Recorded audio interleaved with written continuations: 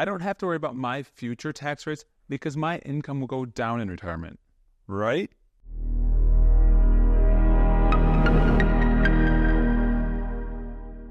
Having more income than you expect in retirement can be a pleasant surprise. And then you see the associated tax bill. The most successful retirees start planning decades in advance for taxes and their retirement. Let's talk about the 4 retirement income tax buckets. The top 2 buckets are taxed at ordinary income rates. This is your highest tax rate. The first bucket is your income. So after retiring, many retirees do some part-time work or take on an encore career. In addition to that income, your Shell pension income is taxed at income rates. Now, this is irregardless if you're on the 80-point pension or the APF pension. When you take that money out of your pension, you are taxed. Now, in addition to your pension, your Social Security benefits are taxed at income rates, and then some investment income is also taxed at income rates.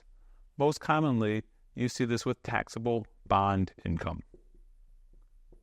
Now let's talk about another tax bucket that's taxed at this highest tax rate, your pre-tax investments. For many Shell retirees, their 401k is one of their largest investment accounts. And a lot of times, the bulk of this is in the pre-tax bucket within their 401k. In addition to your pre-tax 401k, your traditional IRAs are also tax deferred and will have to pay ordinary income taxes when you pull that money out in retirement. Now, the government will make you pull this money out in the future in the form of an RMD, or required minimum distribution. Now, let's talk about the more favorable tax rates. The first one is your capital gains rate. This is much lower generally than income rates. Now, the most common place for capital gains taxes is your taxable brokerage accounts. Within these brokerage accounts, your long-term capital gains get this favorable rate.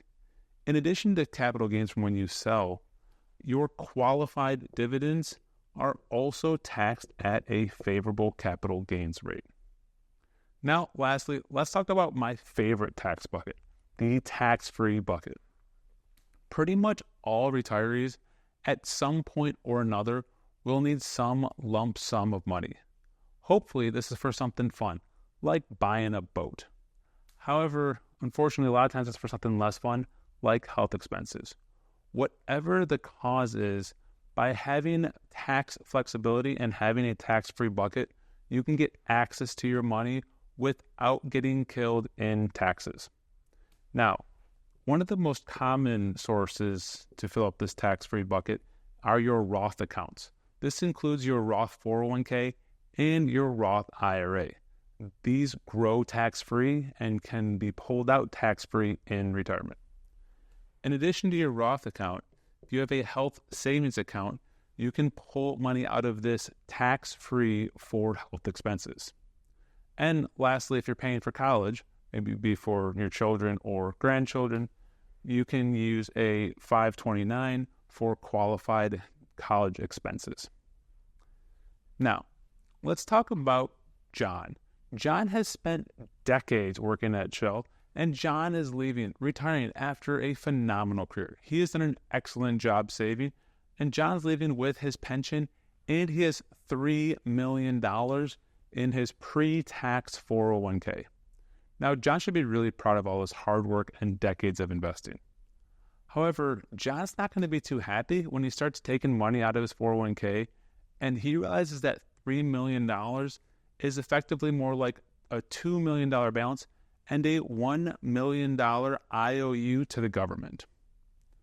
Now, the best time to start planning about minimizing your future taxes is right now.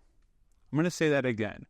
By starting now, you can intentionally optimize how much you put in each bucket to help lower your lifetime tax rate. I encourage you to continue to like these videos on social media and share them with your colleagues. And also stay tuned for my next video where I'll start talking about how to fill up each bucket.